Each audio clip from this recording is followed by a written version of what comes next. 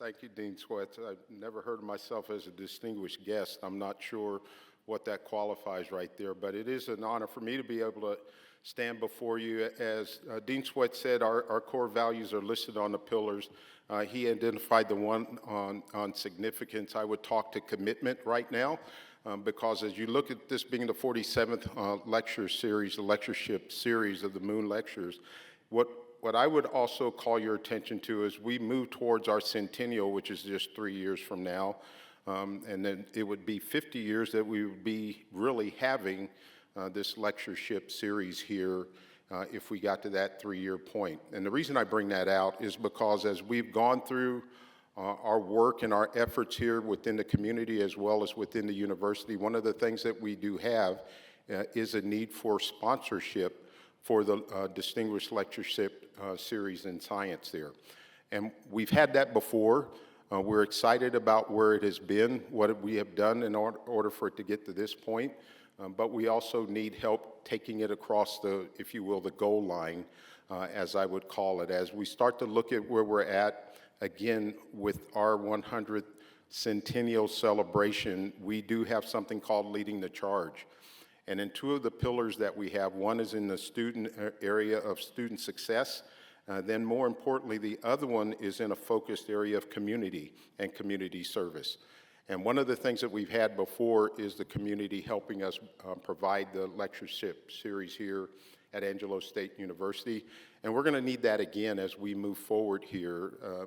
And more importantly, as we listen to all of the different distinguished speakers, such as what you're going to hear today, been able to hear from him this morning, or really this afternoon at lunch. Excited about his background, especially with it being in computer science of some side right there, but more importantly, how that is melded into where he's been in the medical career field as well.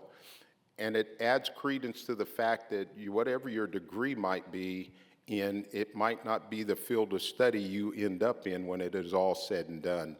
And so we're happy about that, but we want to continue to have those types of speakers here.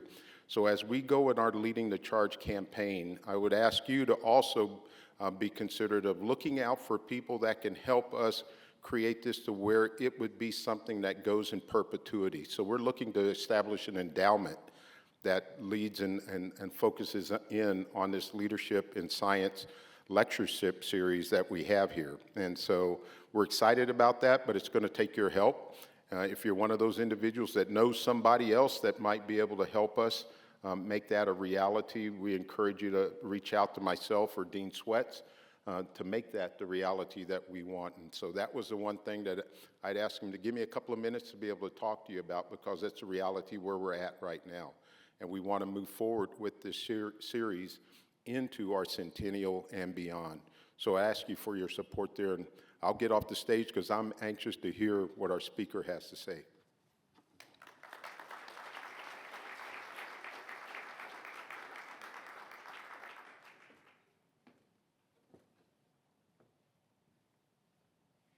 And I will say that the president did not ask me for time. When the president asks that, then he gets time. So that's fantastic. Thank you, President Hawkins. I appreciate your assistance. The Distinguished Lectureship in Science honoring Dr. Roy E. Moon has been a source of inspiration to this community. We brought distinguished speakers, including Nobel Prize recipients, to ASU for the past half century, just about. This lectureship enriches our students, faculty, staff, and community by providing unique opportunities to engage with scholars like Dr. Selanikio, explore groundbreaking scientific ideas, and foster a deeper appreciation for discovery and innovation. Through this long-standing tradition, the lectureship continues to inspire curiosity, intellectual growth, and academic excellence. As the president pointed out, in 2028, Angelo State will have been here for 100 years. In 2028, we will have had 50 Moon lectureships. And I would like, as we go into ASU's second centennial, to continue to support this lectureship beyond our first 50 years. To introduce our speaker, I'd like to call to the stage Dr. Laurel Fawn. Dr. Fawn is a professor of biology, holds an MD as well as her PhD. She's a homegrown member of the Ram fam, earning her BS in biology here before going off somewhere to medical school. She earned her PhD from UT MD Anderson Cancer Center and the UT Health Science Center in Houston, and her MD from UT Health Science Center in Houston. Her residency was at Vanderbilt. She had a postdoc at Vanderbilt and was awarded a fellowship at St. Louis University before coming back home to San Angelo. We're pleased to have her back. I'm pleased to welcome her to the podium. Dr. Fawn.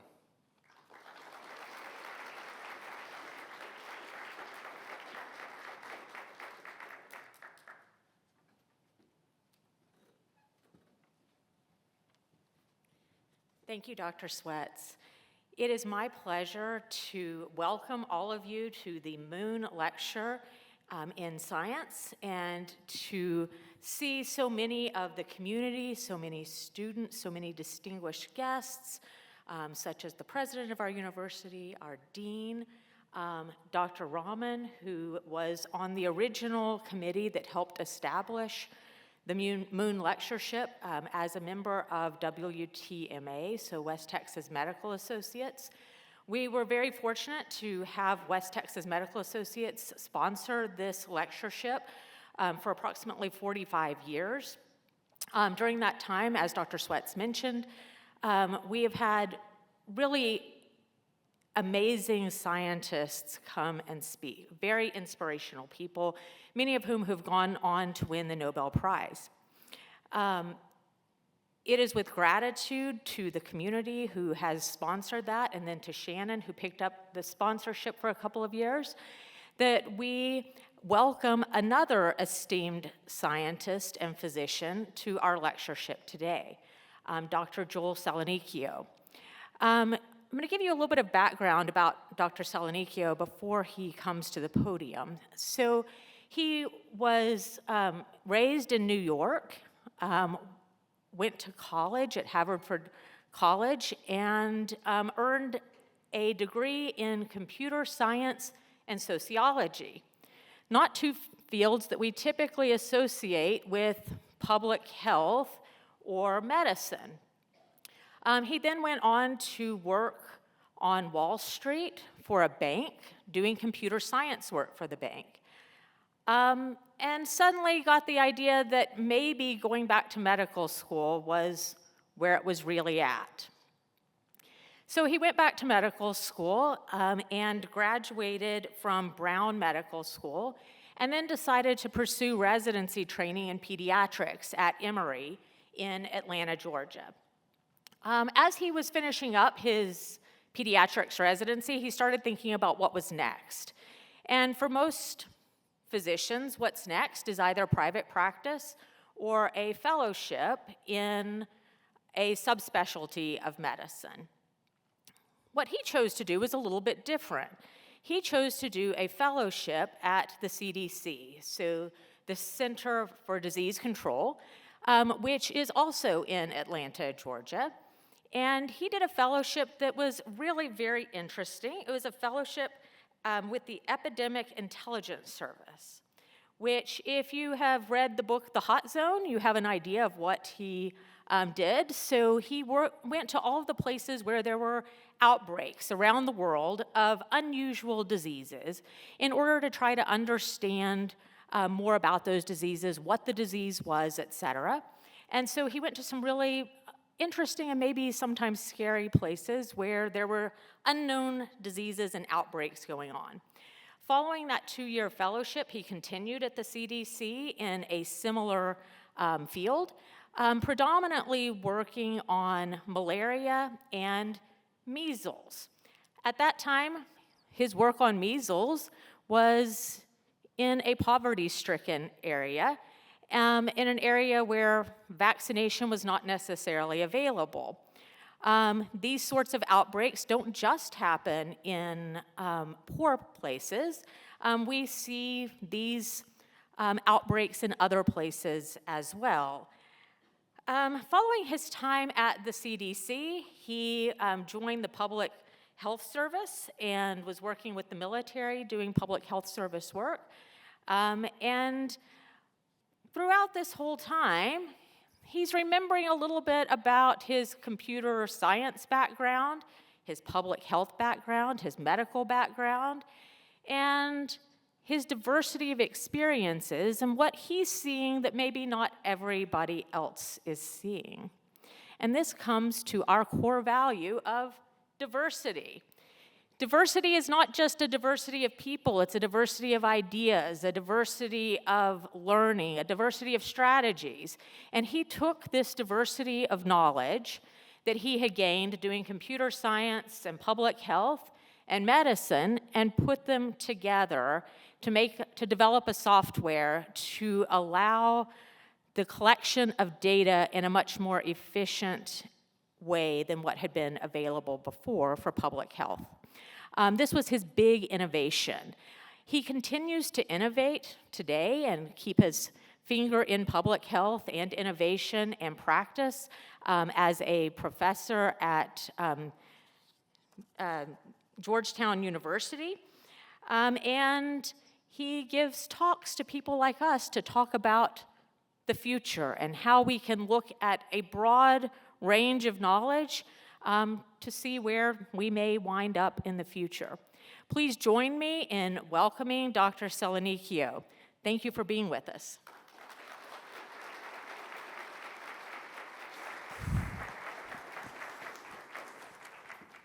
Thanks so much.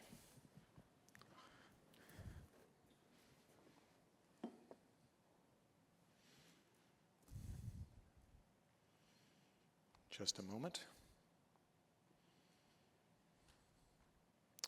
Great. Thanks for the introduction, by the way. I can tell you that that was the most concise introduction I can imagine having to my very long and rambling and disjointed career, which has involved, as you kind of got the impression, lots of different things, from public health to clinical medicine to technology. And I do speak to a lot of groups like this.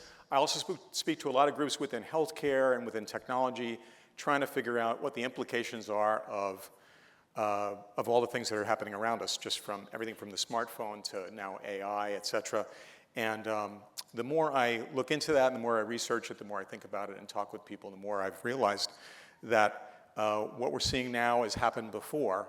And that will be the theme of the talk, about how we're using technology, how this type of technology has happened before, and how in each case it's given more power and more knowledge to the people of the world. So I am honored to speak not only one time today, but twice. And thanks to Dr. Sweats, and thanks to the president, and thanks to everyone for coming here. Now, while I'm a physician and I'm still in practice, I've had the good fortune doing all the things that were mentioned in the introduction. And that experience, including the experience of running a software company, have let me keep one hand in medicine, one hand in public health, one hand in technology, has let me meet with folks from, the founders of internet companies like Google, et cetera, to attend conferences in Silicon Valley, to attend pharmaceutical conferences in Geneva, to attend medical conferences, and bring all those fields together. So today, I want to give two talks. In the second lecture today, this evening at 7, I believe, I'm going to be talking about how technology affects one particular industry, one particular group, and that is healthcare, a field that's characterized by great expertise, right? By a group of people, doctors, who have enormous expertise. And I want to talk about the changes that this information technology is bringing to that group.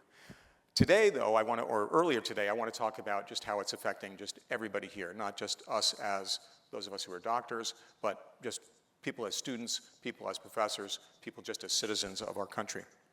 I'm going to touch on historical examples that go back hundreds of years. I'm going to talk about Home Depot. I'm going to talk about Airbnb. I'm going to talk about Steve Jobs and the iPhone. I'm going to have a lot of stuff, and we're going to pack it into about 45 minutes. My goal in this lecture, as in the evening lecture, my goals are two. The first one is I'm hoping that I can tell you guys at least one thing that when you leave here, you'll think, I didn't know that before, and that seems interesting and important. And the second goal is that you guys, during the question and answer, and I'm glad we have a full house, I'm glad we have lots of students, because during the question and answer, I'm hoping that you guys can return the favor. I think these are both achievable goals. So let's dive in. The talk has 4 chapters. In the first, I'm going to introduce, or perhaps for some of you, I'm going to reinforce the concept of disruptive innovation, which is a powerful framework that's used within business to understand technology and its implications and its implementation, and to understand how democracy and technology are connected. In the second chapter, I'll briefly describe the disruptive innovation of the very first information technology, the information revolution, which began about 600 years ago, and how it was the democratic nature of that revolution that made its impact possible, including in the founding of this country. In the third, I'll talk about how that information democratization from hundreds of years ago continues to drive us as individuals today to gain more capabilities, technologically mediated capabilities, and to gain them, and this is important, much faster than our institutions are gaining them. That we are being preferentially empowered compared to our institutions. And finally, in the fourth, we'll talk about the latest iteration of AI, of IT rather, AI, and how it's accelerating all of these processes.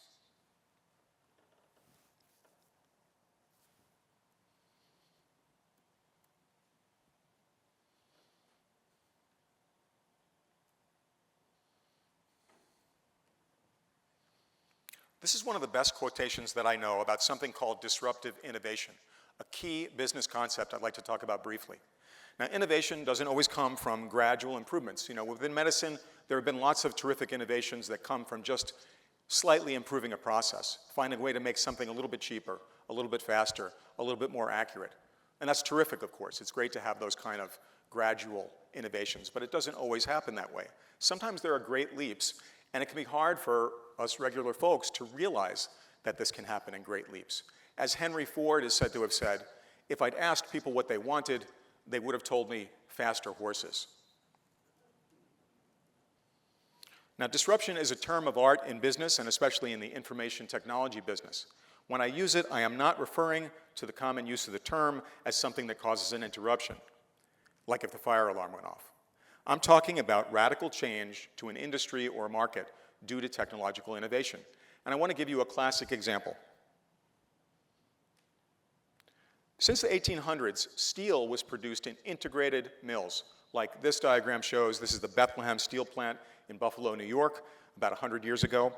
These integrated mills were enormous, with hundreds of buildings, thousands of employees, incredible scientific and engineering expertise embodied in the institution. Now, in the 1960s, a new type of steel manufacture came into prominence, the mini mill. The mini mills used a completely different process to make steel. They basically used electricity to heat up a big box and melt scrap steel so it could be recycled. Now, the complex mill, with all those people and all that expertise, was able to produce a very wide range of steel products, ranging from the rough steel rebar that you see when you pass at a construction site, they're putting into walls and floors, all the way up to the really high-quality surgical steel. With mini mills, at least at first, they were only capable of producing basically the lowest quality steel, the rebar. But the mini mills had a single advantage, and that advantage was that they could produce rebar for 20% less. Now, I want to show you what 20% less does to an American steel industry. Over 50 years, mini mills ate the lunch of the integrated mills, causing almost all of them to shut down and go out of business. And over that time, the mini mills got better and began taking their profits from producing rebar and improving their process and producing higher grade quality of steel, right, all the way up to surgical steel, further endangering and eating into the integrated mills' profits. And because mini mills were just a big box with a heater inside to melt steel and didn't employ so many people, the steel industry, which had been one of the biggest employers in the United States, dramatically employed fewer people over the course of those 50 years. Right? Steel-making employment dropped by 75% in 50 years. Now, I said that this was a classic example of disruption, and that's because it figured in the 1997 book, The Innovator's Dilemma, by Harvard professor Clayton Christensen, who passed away a few years ago. If you haven't read this book and you're interested in innovation of any kind, I strongly suggest that you leave the lecture immediately and you go and buy it, or I guess you can order it on your phone.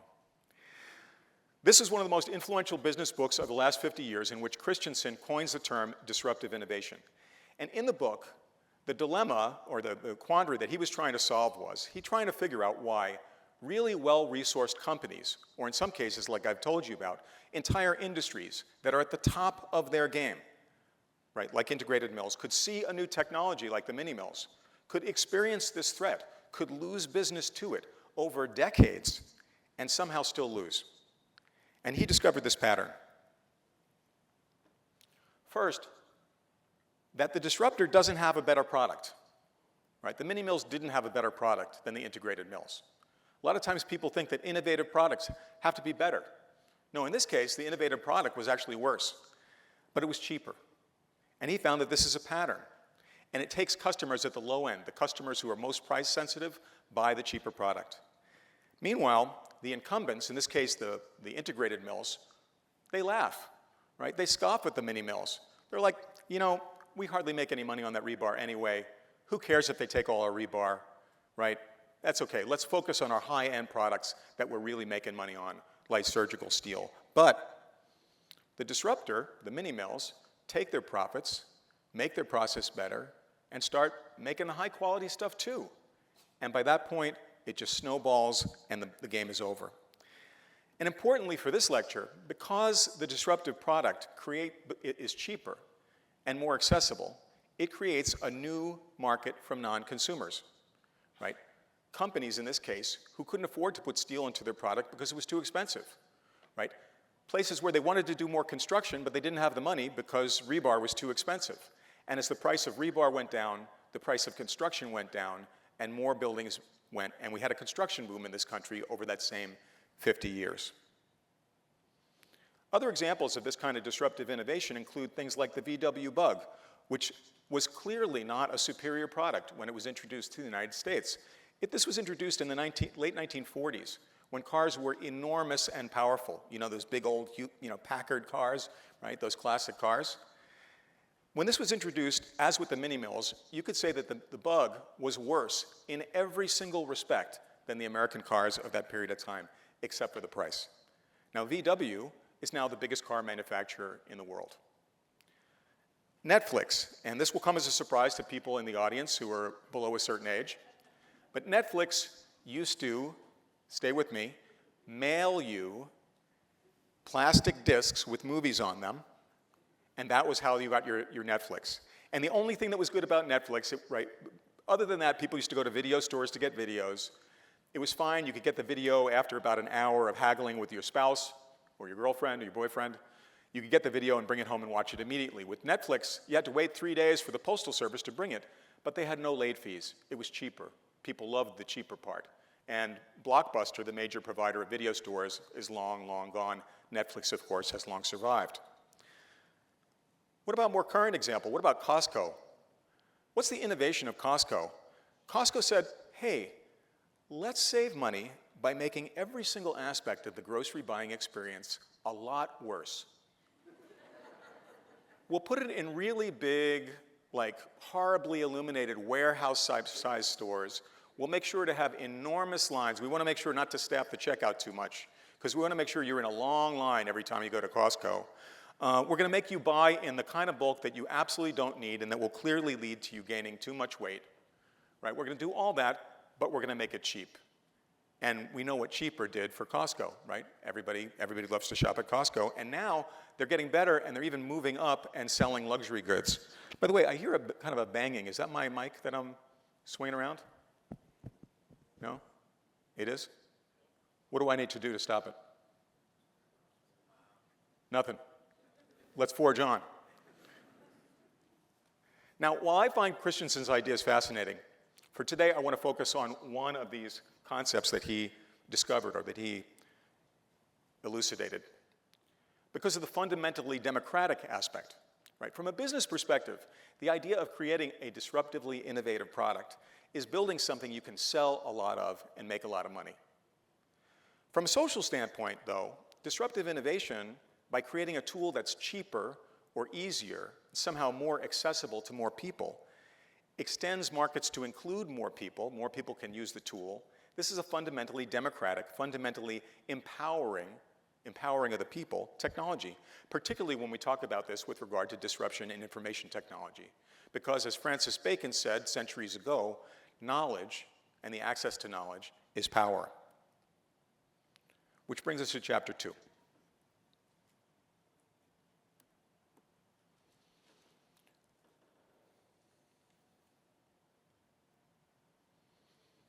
The printing press with movable type, which was invented by Johannes Gutenberg in the 1400s, truly was a disruptive innovation, probably only second to the invention of writing itself. And in some cases, people invent things and they're not really sure what's going to happen. I don't think that Steve Jobs, right, who you could say would be the inventor of the iPhone, I don't think that Steve Jobs really understood the implications of the iPhone now, 20 years after its invention. But as this quote shows, Gutenberg did know when he invented the printing press what the effect of the printing press would be. He understood the ignorance in which the world was plunged at that time and how the invention of cheap books was going to change that. He knew, just as surely as the Wright brothers knew at Kitty Hawk, that his invention was going to change the world. But what was the printing press disrupting? What was it in competition with? And what did it lend to the cause of democracy? What it disrupted was handwriting, because that was the technology invented maybe 4,000 years before. That was the technology that was used at the time to produce books. Before Gutenberg, books were hand copied by monks, often took months or even years to produce a single book. They were very scarce, very expensive, beautiful, and sold only to the wealthiest people. And the shift to the printing press was classic Christensen disruptive innovation. Well, first, because the printing press wasn't in any way just a subtle improvement of the previous process, right? Gutenberg didn't make faster monks, right? Gutenberg came up with a completely different way to produce exactly the same product. And it fit perfectly within Christensen's framework because books were clearly worse, but much cheaper than manuscripts. Here on the left, we can see an early printed book. This is part of the Gutenberg Bible. It's very plain, there's no illustration. And on the right, we can see a hand-copied by a monk, manuscript of about the same period of time. That's, gorgeous, really hand-painted, right? The gold details on that page are gold, right? This is a luxury product, really a work of art. And as expected, the traditional consumers and the sellers of handwritten manuscripts at the time, as with the mini-mills, right? The traditional consumers and sellers of handwritten manuscripts very definitely scoffed at and scorned the new products. We could see a quote here from a bookseller in Italy at the time who said that his best client, who was a duke, would have been ashamed if he'd had printed books in his library as opposed to hand-copied manuscripts. I'm sure the duke would have been ashamed to drive a Volkswagen as well. But as books got cheaper, more people bought them. And printers were making a lot of money, and there was a lot of competition among printers to improve the process. And exactly as Christensen's theory predicts, they began to improve the product. The manuscript on the left is printed with movable type about 50 years after Gutenberg invented the process, but you could see it's trying very hard to pass as a hand-copied manuscript. So printed books got better and much cheaper than the competition. More, in fact, than 99% cheaper than the competition, cheaper than hand-copied books. Let me show you what 99% cheaper did to the world. Behold the new market for readers. When Gutenberg invented his printing press in the 1440s, about 10% of the German population, what later would become Germany, 10% of the German-speaking population of adults could read. Over a couple hundred years, that tripled. By the 1800s, it was about 80%. Now, of course, it's about 100%. In the centuries after Gutenberg, reading gave humanity a superpower that no one had ever imagined was remotely possible.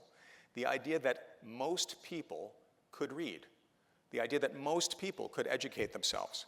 That they could know, that they could have opinions about things that weren't right in front of their face, that they could understand. And just as after the introduction of the smartphone, we all learned that there is an app for that. As the printing press launched us and produced the Renaissance, people began to learn that, in fact, there was indeed almost always a book for that. The most important early printed book is this book, the Gutenberg Bible. This was a symbol of the new accessibility of books, but it was kind of ironic because it was written in Latin. So nobody could read it, right? So it was affordable, you could buy it, but you couldn't read it.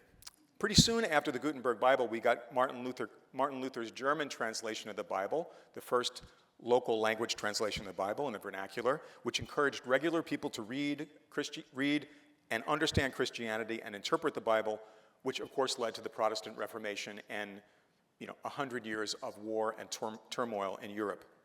Notice, by the way, how much it looks like a hand-copied manuscript. Other significant works soon followed, including those detailing the very first science, astronomy, like On the Revolutions of the Heavenly Spheres, in which Copernicus laid out his heliocentric, right, his Earth revolves around the sun, theory of the solar system. Now, amazingly, Copernicus did this when there were no telescopes. He just figured this out by looking and by doing mathematical analysis of what he saw. And it wasn't until after he died, about 100 years after he died, that Galileo, a century later, had telescopes, had the bright idea, was the first person to have the bright idea to point them up instead of out, and noticed that, for example, that planets revolve around the sun and that planets have moons, et cetera, and provided the empirical evidence to finally prove Copernicus right. And of course, Galileo was able to do this in part because he knew Copernicus's theories. Why did he know them? Because you could get a copy of Copernicus's theories in any city in Europe at that time because of the printing press. Without this book, without its widespread availability, thanks to Gutenberg, there's no astronomy, there's no Sputnik, there's no moon landing. The Relation, this was the first newspaper ever, recounting news from as far away as Italy to readers in Germany, that was priced for common people, right? Sort of an insignificant price that people could afford to buy every day, and whose success catalyzed the development of the whole news industry over the next 200 years. Orbis Pictus, this was published in 1658. This is the first printed children's illustrated educational book. It has pictures of plants, animals, people doing different things, occupations. We all know this from children's books. This created that concept. It became the defining children's school book for about 300 years. Right? This was what every kid in Europe who went to a school looked at when they went to school, and it inspired the mass education movement of the 18th and 19th centuries. Of course, Newton's mathematical principles, Principia Mathematica, which lay the foundation of all of modern science, followed in close succession by everything from Robinson Crusoe, the first novel, to the first encyclopedia, to Gulliver's Travels, to Adam Smith's Wealth of Nations, which created modern economics, to Thomas Paine's Common Sense, one of the sparks that created the American Revolution. The printing press, which was the internet of its time, led to turmoil and challenges, and stop me if you've heard of this before, challenges of trust, of society, of government, and those challenges took years to overcome, but in the end, what happened was the greatest flowering of human empowerment and expression and prosperity in history for an ever-growing portion of the population, and eventually leading to societal changes, including the French and American Revolution.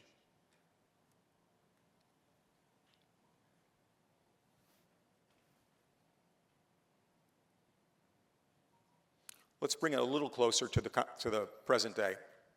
So now we're about 20 years back. The BlackBerry. How many people here had a BlackBerry? Okay, me too. How many people love their BlackBerry? Yeah, me too. So the BlackBerry was a favored communications tool. It was basically the iPhone, but only for business people, really, for about a 10-year period from about 2000 to 2010. And this was also, the BlackBerry, happily, is the source of my absolute favorite business quote of all time.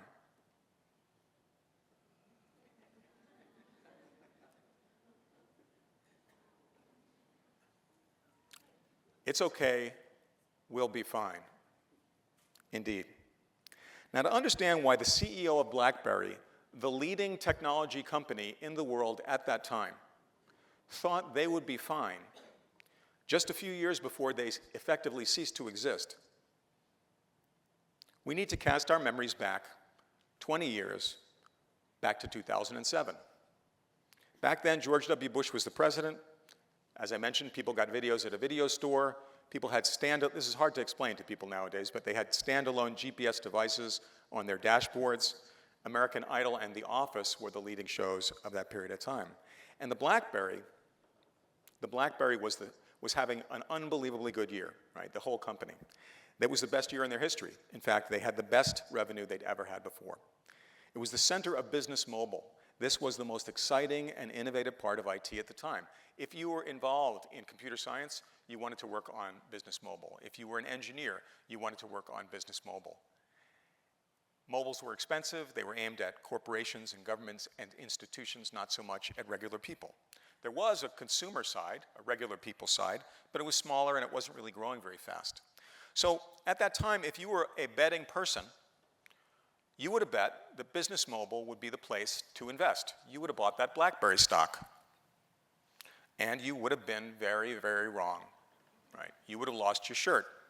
Because after 2007, it was not business mobile, it was consumer mobile that previously almost hadn't existed, that exploded with apps and brand new mobile users and revenue, eventually completely overshadowing the business mobile industry. So 2007 was a great year for BlackBerry, but they couldn't keep up the momentum because a second-tier computer company that had never made phones before, named Apple, tossed a match and ignited the consumer mobile explosion, becoming in the process the largest public company in the world, a $400 billion company. Now, when he introduced the iPhone, Steve Jobs quoted Wayne Gretzky, the great hockey player, as saying, "I skate to where the puck is going to be, not where it has been." And this was always very interesting to me. Back at the time, nowadays, if Apple has a keynote, you can watch it live on your computer. You couldn't do it at the time, so even though I was around and interested, I didn't watch the keynote. But later when I heard about it, I just thought, did Steve Jobs really know where the puck was going? And if he knew, how did he know? And if he knew, how come Jim Balsley, the CEO of BlackBerry, how come he didn't know? And to answer that question, we have to go even further back and look at about 100 years of digital information technology. Now, as with books 500 years before, one way to break down this period of producing computers is to think, who could afford these devices? And initially, only very large institutions could afford the very expensive early computers, right? Governments, universities, big business. But in the 1970s, as they produced more and more computers and computer chips, the price came down so much that we began to see devices like scientific calculators and LED watches and IBM PCs that could be used both by those giant institutions, but also maybe by small businesses, maybe even by particularly well-off individuals. And this has gone further. For the last 20 years or so, for many people in this room, this is basically their whole life. For the last 20 years or so, almost all the computing devices that are produced and sold are designed for individual consumers and not for institutions at all. And we have to remember that Steve Jobs, getting back to how did he know, he didn't just live through all these changes, he made this happen. He was one of the key people. He was instrumental himself in this consumerization of technology. He helped to launch personal computing in the first place. The graphic interface with the Mac, the iPod, which until the iPhone was the most successful consumer product of all time. Now that crown is held by the iPhone. And then the Apple Watch before he unfortunately died of cancer because he wouldn't go to the doctor. It may very well be that there was nobody on earth back in 2007 who understood that technology, that information technology, was pointing toward the consumer. No one understood this better than Steve Jobs because he had helped to make it happen. And when we look at IT spending by sector, right, when we think how has that consumerization progressed since that time in 20 years, this is from 2 years ago, we can see that the consumer IT sector is by far the biggest sector. It dwarfs all the other sectors. Look at the healthcare all the way at the end on the right, what they spend on IT versus what you spend on IT. Another way, more powerful perhaps, to look at this is to realize that American consumers, just American consumers, spend more money on iPhones alone than the United States government spends on all information technology, including DOD, NSA, Social Security, NASA, and all the rest. Right? We spend more on iPhones. Apple gets more money from iPhones. Apple has more money to innovate because of iPhones than the entire IT spend of the United States government. So remember this. The huge majority of money and therefore innovation in technology is on the consumer side. It's not the government, it's not the business, it's not the university, it's us. So why does this matter that the vast majority of the money in tech is aimed at selling IT to individuals rather than institutions like the government? It matters because just like the printing press democratized access to information, it meant that more books began to be created that were aimed at the general population rather than aimed at dukes. The consumerization of IT, of computing, is transforming our society. It is empowering us in a similar way, and all of that is about to accelerate with AI. So why does IT consumerization matter to us? It matters because IT for 20 years, for 30 years, has been the primary way which every person in this audience gets more capable, can do more stuff, right? IT, predominantly recently in the form of the smartphone, has given us all the ability to do things we could never do before. And the prominence of IT in that kind of innovation dwarfs every other involvement, education, everything else that we do in our lives. This is the primary method that we gain capabilities, and because we spend more money in that consumer sector, we are gaining capabilities faster than the government. And we all know this, right, at a gut level, because what can possibly strike fear into our hearts more than the knowledge that you might have to browse a government website? You know, when I was a boy, regular people didn't have any information technology except for books. The government, the banks, right, the universities, they had all the great IT, such as it was at the time. We didn't have anything. And now the great IT is the phone in your pocket, better than anything else on earth. So what kind of capabilities are these phones giving us? I want to give you a very prosaic example, but it's very important to me. The ability to fix toilets. Now, this is a topic that I know a lot about because in addition to being a doctor, I'm also an Airbnb superhost. That's right. I have been Airbnb-ing a studio apartment on the ground floor of my house in Washington, D.C. for years. And one day, about 5 years ago, I got back from the airport, and I was coming back from a trip like this, and it was about 4 p.m., and I remembered, my phone actually beeped and reminded me, that I had an Airbnb guest who was going to check into that apartment at about 6 p.m. And I thought, I'm going to go down there, I want to see if the cleaners did a good job before these guests check in. By the way, that kind of thinking is how you get to be a superhost. Right? So I went into the apartment, and I looked around, and everything looked great, but I did notice that there was a puddle of clear water, thankfully odorless clear water, at the base of the toilet. And I thought it must have been from the cleaners mopping or something, so I wiped it up with a paper towel. But then when I was leaving, I saw there was what seemed to be the identical puddle of clean water at the base of the toilet that had been there before I wiped it up. And this is where the capabilities come in. Because I took out my phone and I Googled clear water at base of toilet. And I found this. And suddenly, boom, I knew for free that there was a thing called a wax ring. How many people in the room know what a wax ring is? A surprisingly large group. 5 years ago, I learned what a wax ring was. I learned what a wax ring was. I drove to Home Depot. I bought it for $3. I brought it back. I unscrewed the toilet. I moved the toilet. That was the hard part. Replaced the ring, replaced the toilet, cleaned it up, all in about 30 minutes. Now, thinking from a Clayton Christensen disruption perspective, is this better than calling a plumber? Not really, right? It would be really better, actually, if somebody just came and did the work for me. I mean, if I could get a plumber, et cetera, in a short period of time. But the good thing about this was, it was 99% cheaper than calling a plumber, right? The total cost of this was 30 minutes of my time and $3 for the wax ring. Let me show you what 99% cheaper, right, because of my smartphone, did to the home improvement business.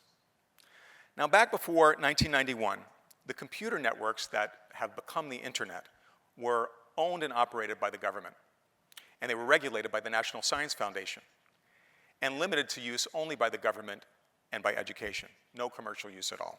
But in 1991, based on pressure out of Congress from business, the NSF changed its policy, and they said, you can do business over these interwebs. And the floodgates opened. Internet access, because of that one regulatory decision, surged dramatically. This is the percentage of people in the United States who had internet access. And the early players like AOL and eBay and all those OG internet companies quickly jumped in. So because this incredible tool for knowledge was commercialized, suddenly way more non-plumbers like myself knew how to do things in the physical world like replace wax rings. And a little tiny hardware store named Home Depot suddenly had far more customers than they actually knew what to do with. Home Depot was a little regional company before the internet happened. It's not a digital company, it's not eBay, right? It's not Google. It deals in molecules, right? It moves stuff around in the physical world. But because of this incredible information tool, not only were companies like Google and eBay that pushed around, Google that pushed around electrons, not only did they become enormously successful, but it completely juiced the rest of the economy. And there's no question here, when we're looking at this, that this came predominantly from non-professional home improvement people, such as myself, doing work that they previously couldn't do because now they knew how to do it. There's no question that this came from us and not simply from professional renovators buying more stuff. And the reason that we know that is because if we look at the number of people, and here you can think of this as the home improvement industry, or you can substitute any industry that you can think of, whether it's healthcare or education or anything else, and think of these as being plumbers and carpenters, or just think of them as any other experts that you know who have a kind of knowledge that other people don't commonly have. Because over the same period of time, the number of people per capita, per population, employed in these trades dropped by half. Now keep in mind that while the number of plumbers and carpenters, et cetera, per population dropped by half, the United States was in the middle of a building boom. And the economy was going great. So people had more money to spend on plumbers if they wanted to spend money on plumbers, right? It wasn't that we didn't have money. It wasn't that we were building stuff, right? And unemployment went down. So it wasn't like all these people lost their jobs in this and then didn't have any work. They found other work because all of a sudden we started doing stuff we were newly empowered to know how to do. The basic story here is that we needed, because of information technology, fewer experts. And the money going to those experts went down. And this doesn't just apply to blue-collar experts like plumbers. Bringing it back to technology and democracy, over the same period of time that we've been discussing with Home Depot, newspaper revenue soared because people anywhere on Earth could now access those newspapers, their content, anywhere on Earth. The Washington Post wasn't a Washington or a national newspaper anymore. It was a world newspaper. And ad revenues went way, way up. This is revenue of US newspapers. And then Facebook came out, and Facebook said, we're going to have really cheap ads. And that's what happened to newspaper revenue after Facebook came out and took all of their revenue away. All the revenues mostly made money not on subscriptions, but on ads, and all those ads went away to Craigslist and Facebook and other online systems, mostly for free. And 50% of the revenue went away, 50% of the employees were cut, 35% of newspapers in the United States in 20 years went out of business.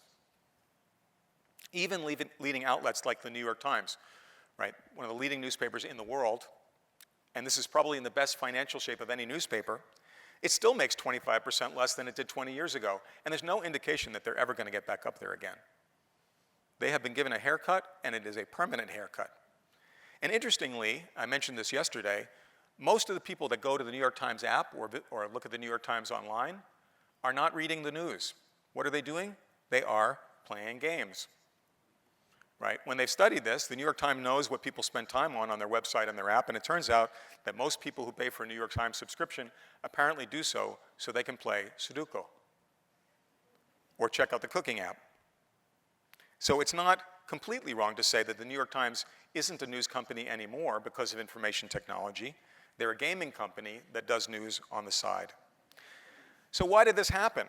Because the internet suddenly made it easy and inexpensive for talented writers and reporters and commentators, not to mention musicians and other performers, to reach enough of an audience to make a living. So our news increasingly comes not from professionals, but from non-professionals or new professionals who are creating content on inexpensive platforms like YouTube and TikTok and Spotify and Substack. Now, journalists used to have to work for a company that owned printing presses or a company that owned television stations. Those days are gone. And the chance to reach a huge audience with your thoughts or your music or your art or your opinions or your reporting is now a possibility for millions of people around the world that never had that possibility before. The cost of publishing, basically, has dropped, not to zero, but by orders of magnitude. And that's true for so many fields. The ability to do so many things, to learn, to create, to communicate to a mass audience, something that was unimaginable 20 years ago, that anyone in this room could develop a following online to a million people, was simply beyond people's comprehension 20 years ago, and that has become a reality. And AI is only going to accelerate this process.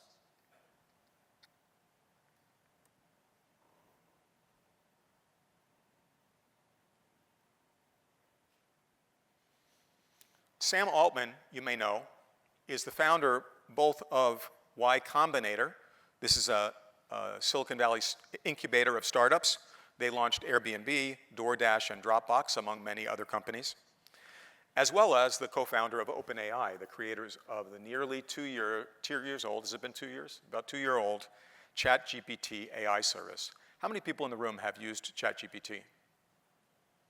Okay, everybody who doesn't have your hand up, again, you'd be forgiven if you leave the room right now or you pick up your smartphone and go there right now, because you need to see the future, right? You need to see this remarkable development. And by now, you probably won't be surprised to learn that all of the recent progress in AI is also a result of the consumerization, the democratization of tech. Why? Because consumer tech, and especially smartphones, have created this virtuous cycle, right? More units sold means that the phones get cheaper, and then they make faster components so they can sell more phones. And then more developers make more apps, which make the phones more useful, so they sell more phones, and the price gets cheaper, and the apps get cheaper. Well, they're mostly free anyway, right? But this cycle goes on and on and on. And remember, this is mostly aimed at us as consumers. Now, this produces faster chips, right? The reason we have AI, one of the reasons, is we have faster chips now that can handle that AI workload, and that's because of smartphones. To some extent, laptops, et cetera, but mostly because of the phone in your pocket. But even more important than faster chips has been the fact that this process has produced more data than we've ever had before. How much more data? Think about this. In the time that I have spent talking to you today, which is about 40 minutes, we have on planet Earth recorded more information, more ones and zeros, more words, more music, more video, than was ever recorded in the history of people, from cave paintings to the iPhone. I'll say it again. In the 40 minutes I've been speaking, more information has been electronically recorded around the world, text messages, et cetera, et cetera. More of this has been recorded than all of the works of Shakespeare and the cave paintings and TV series and everything else from year 0 to 2007.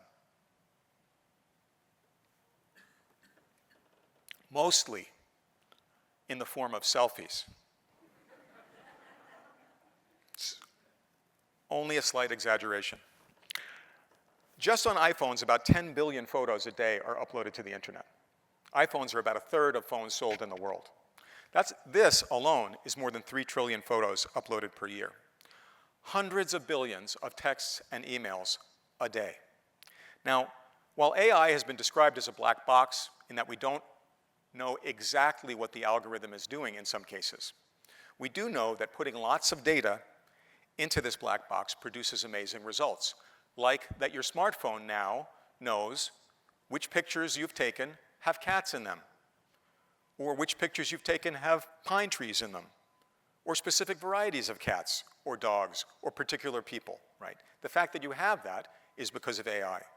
And on the medical side, the fact that the X-ray machine now knows, in many locations, whether the x-ray shows pneumonia before the doctor has looked at it. This is pretty good, but it turns out that if you put even more ginormous amounts of information, like the whole contents of the internet, even more amazing things happen. Things like ChatGPT, things that are qualitatively different than what came before. And I find that this 2018 book, so this is pre-ChatGPT, by a group of economists, including Ajay Agrawal at Toronto, while it's unbelievably out of date in some ways because it's pre-ChatGPT, it does help in understanding the difference between the technology that we have been using up to now and the difference between that and AI. Agrawal describes the 50-year revolution in IT that we have all lived through as a revolution in cheap math. I did this for you, Dr. Sweats, because I know you're a mathematician. Ben Evans, who's a tech analyst, he gives a great illustration of this concept of cheap math. He talks about a movie with Jack Lemmon, the actor, back in the 1960s, where Jack Lemmon plays a clerk in a big open-plan office, this was common at the time, with rows and rows of desks, and every single person in that office is sitting at a desk, and they have got a person and a mechanical adding machine, right, pre-electronic calculators. Now, back in the day, a company needed to employ all these people, and every single one of these people basically spent all day calculating a single number. Right? They were in charge of one number in a giant theoretical spreadsheet for the company that would later be integrated at some other thing, all day long calculating a single number. And then, when electronic spreadsheets came along, every one of these clerks was replaced by what? What's that? Not just by a calculator. I mean, you could say by a calculator, but really they got replaced by one cell in an Excel sheet. Right? Every one of them. And it's funny because Ben Evans, when he talks about this, he points out that in the movie, Jack Lemmon, the cell, the clerk, it's a romance about him and the elevator operator. Right? We used to have people in elevators to press the buttons. Right? And he describes the movie as a romance between an Excel spreadsheet cell and a button.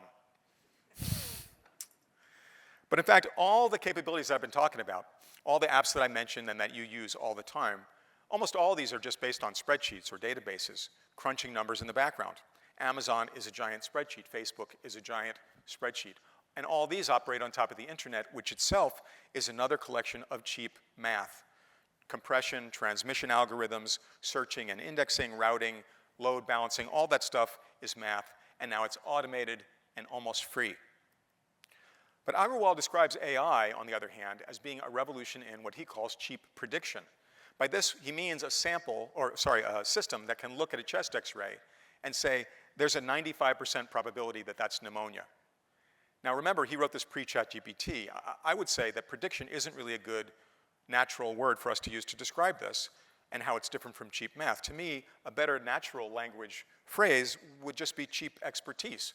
Because isn't that what I provide as a doctor when I look at an x-ray and say whether it's got pneumonia or it doesn't have pneumonia? Think of this as the difference between pre-AI technology giving us the ability to, one, have access to Excel, and two, have access to Google so we can look up how to use Excel. Right? We can teach ourselves how to do Excel. AI is different. AI will do the Excel for you. Right? AI, you can just tell it what you want to do, and it'll set up the spreadsheet. It'll write the program for you. That's a real step change in technology. Now let's look at what 99% cheaper for intelligence can do. Education is about to get disrupted, and I don't mean on-campus protests. My wife is a professor of languages. She hates this slide. We're already moving away from attending classes in person to learn languages and many other things. And we're about 5 minutes away from everybody having a language instructor in front of them all the time, whenever they want it, who's tailored to their style, their speed, and their level, cheap or for free. In the near future, every kid is going to have an AI tutor available to them 24/7 who will teach them everything, adjusting for their style and their speed and their level, all the way through adulthood.